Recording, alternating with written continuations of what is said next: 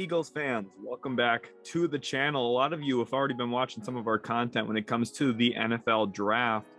And now I think it's a great time for you to hit that subscribe button and also leave a like on today's video because we're coming at you with a Philadelphia Eagles team mock draft here today, all 7 rounds. So we're going to be talking about the Eagles specifically because they made a big trade with the New Orleans Saints and brought in a ton of draft capital. Of course, lost out on one of their first round picks, but moved 19 up to 18.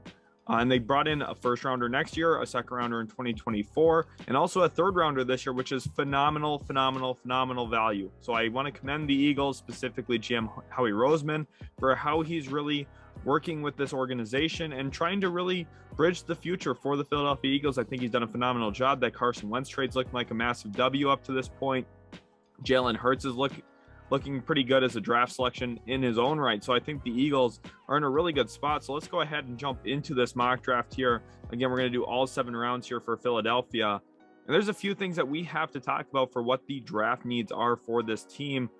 We see Malik Willis actually go second overall in this team mock draft video here. Of course, I'm not making these selections. The CPU is making these. But our draft really starts at pick 15 here, which I think was huge for Philadelphia to have a top 15 selection this year. Very beneficial for this team. And there's a few things I want to touch on as massive needs. First of all, I think cornerback is probably the actual biggest need on this roster. Darius Slay played phenomenally last year, and you're looking to add a number 2 across from him. So we're going to keep that in mind. I think there's a lot of different ways that we could address that. And then also looking at this team, I think another wide receiver's in play. Someone who can complement Devontae Smith and be a real consistent player for this Eagles team. There's a few guys I like for that. And then also when I look at this team, I wouldn't mind taking interior offensive lineman. Probably not in day 1 though. And then I also would not mind trying to address safety. I also would love to take a linebacker at some point. There's a lot of different things that we could do here for Philadelphia. So let's go ahead and get it started now. And one thing here is normally with the 3 first, I probably would have mocked the linebacker on day 1. Now with only having 2 first-round picks, I'm going to stick to what Howie Roseman usually does, which is avoid taking linebackers on day 1. So I don't see them doing that in this draft any longer. Let's go ahead and look at the cornerback position specifically here. And Andrew Booth Jr. and Trent McDuffie are 2 guys here on the board. And I'm going to mock Trent McDuffie.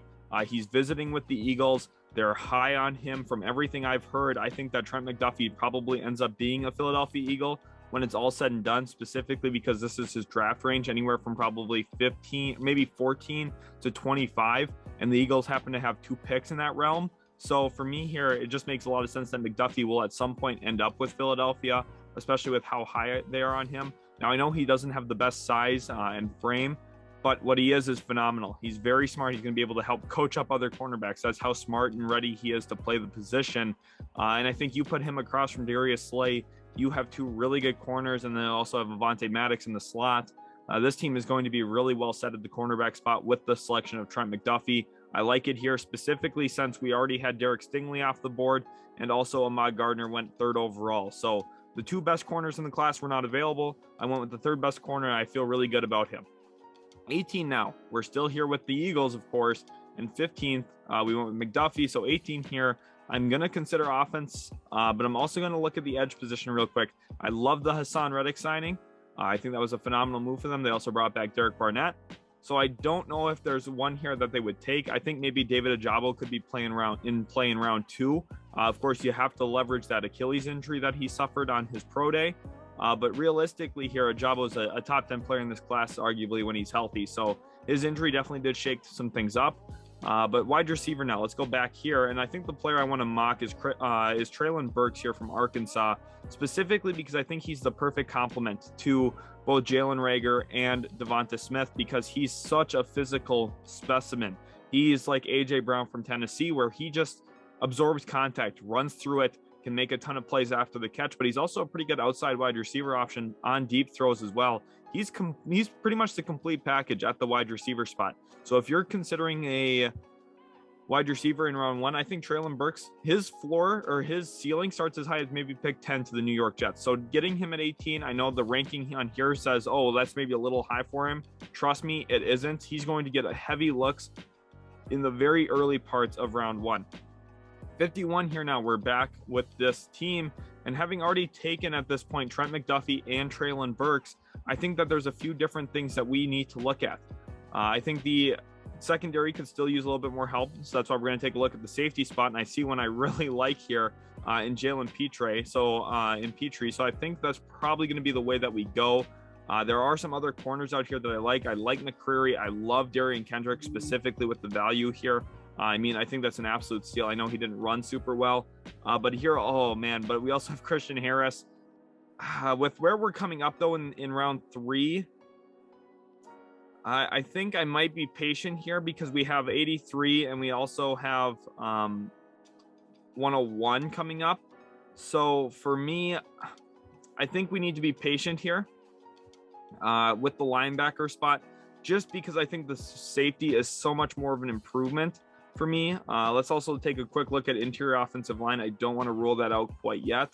Jamari Salyers here from Georgia, Dylan Parham. Ed Ingram's an interesting name. Maybe in round 3 we'll come back to the interior offensive line, but I think Jalen Petrie here is just too good to pass up on. I thought they did a good job with Anthony Harris when they brought him over from Minnesota last offseason, and keeping him around I do think makes a lot of sense.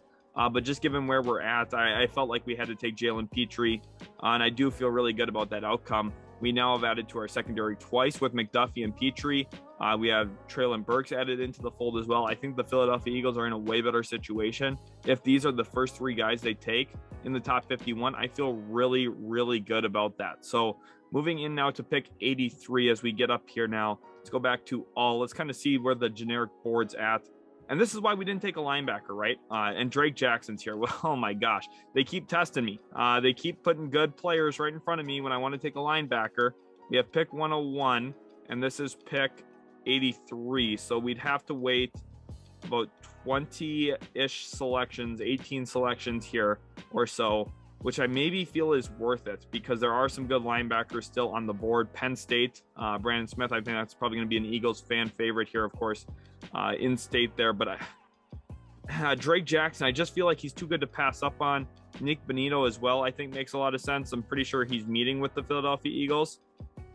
He's actually meeting with the New York Giants as well. So Bonito makes some sense, but I just love Drake Jackson. I think he's a round 2 player, and the fact that he's here in round 3, I just feel like you have to take him. He could be the perfect long-term edge there, specifically since he's got such good burst and speed and really good bend off the edge as well. Derek Barnett, I just don't think he's going to stick long-term in Philly. So I think Drake Jackson, a really good selection. And here we are now. Leo Chenal did go off the board, unfortunately, but there are some still really good linebackers here. We have Channing Tindall from Georgia, and we also have Troy Anderson from Montana State. I am going to opt for Troy Anderson here with his physical profile and where he's at. I think he really fits today's modern NFL, and this fits Howie Roseman's draft history. He likes to take linebackers not in round 1 or 2 historically, sometimes round 2, but he's definitely not going to take one in round 1, even though there's some really good ones this year when you look at Nakobe Dean and also Devin Lloyd, or Brandon Lloyd, excuse me. But with where Troy Anderson is here now, I think that does make a lot of sense. Now here we are at 124. So for me, there's going to be some things that I want to look at and still address on this team. Interior offensive line, we talked about that as one of those spots. I also wouldn't rule out them taking a quarterback in this draft, but at this point, I just don't love the options. I still think they're going to look for some depth. Interior defensive line could make some long-term sense as well, just given the fact of where Fletcher Cox is at in his career. Jelani Woods, definitely not a bad option either if they wanted to get another tight end in there. He's extremely athletic out of Virginia. I don't think they would take him, but I would not hate that at all for them. We could double down at wide receiver here. There's some good options still available, but probably more than likely they would look at the interior offensive line. And for me, out of all these guys available, I don't have a serious preference here. Out of all these guys, there's not much to pick apart between some of these guys. For me, I'm probably going to go Donovan West just because I think, long-term it makes some sense. Now, I know on the interior they do have Landon Dickerson already as well, who's going to probably play some guard this year with Kelsey coming back. but I still think that you have to look at it and try and probably bring at least one guy in. You need bodies on the interior offensive line. You need some options. Wow, Jelani Woods goes to Cincinnati. That's a really good selection here in this mock for them. But, you know, with where we're at, I do feel really good about what we've been able to grab. Let's go back and look at it here. We've been able to take Trent McDuffie, Treylon Burks, Jalen Petrie, Drake Jackson, Troy Anderson, Donovan West. So now I do feel really, really good with where we're at. And now 154, we're here again. And for me, with what we've been able to grab, I feel like we've addressed a lot of the needs. So this is where we get kind of into the luxury picks, where maybe we take a player that we don't necessarily need, but feel really good about, or a player that, you know, me maybe think has some high upside. And for me, that's going to be Jalen Weidermeyer here, a tight end from Texas A&M. Before the season, a lot of people expected him to be the first tight end off the board.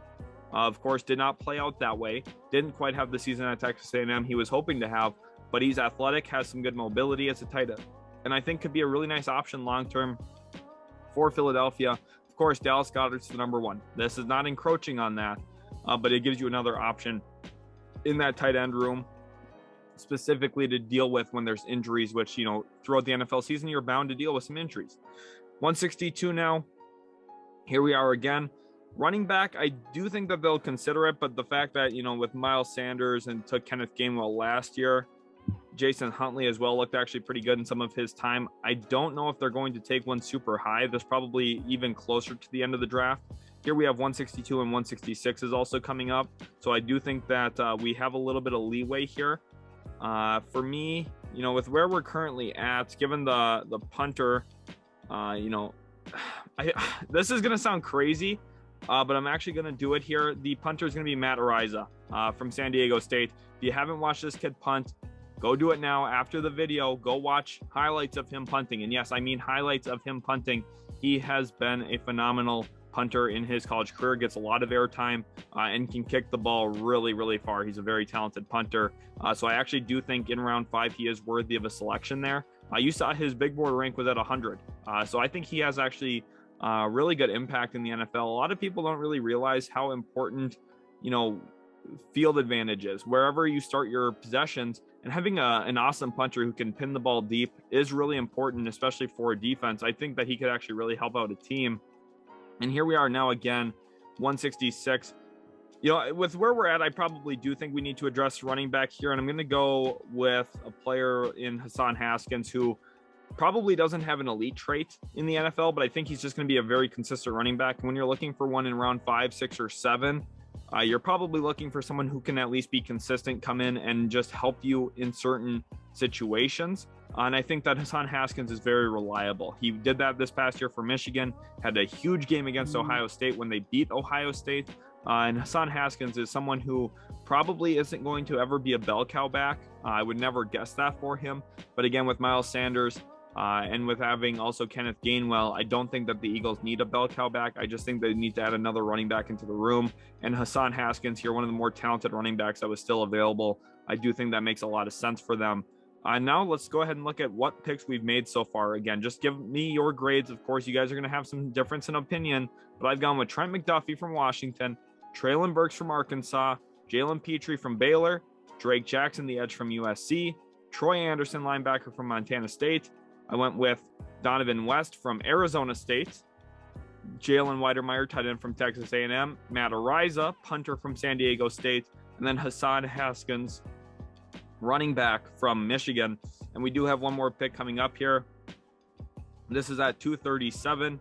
And just given what we have on the roster right now, I probably would like to take another wide receiver here. You know, Quez Watkins, pretty solid. Arcega-Whiteside, Greg Ward. I mean, you can improve over some of those guys, especially when it comes to depth positions. So let's go back to wide receiver and see what we've got out here. There's some options here for sure. The guys that I think maybe probably do go in either round 6 or round 7. Samson Nakwa here is an interesting player to look at. Probably doesn't go. I'm sure he's going to be a priority UDFA though. And I think here, if we're going to go with somebody, I think Tyquan Thornton here from Baylor does make some sense, just given his speed and profile. He could be a nice asset to add for the Eagles. Again, I don't think this is going to be a steal. I don't think this is going to be a guy that's like, oh my gosh, he has a huge impact on the team. No, but I do think that, when you have to rotate in receivers, he can at least be a super non-negative, which I think is actually pretty important. A lot of teams in the NFL do not have enough depth at the wide receiver spot. When you go to 4 wide receiver sets, or throughout the duration of a game and season, when a wide receiver goes down or needs to come off the field for a couple plays to catch his breath, it usually does end up hurting teams. So making a wide receiver selection like that, I do think does help.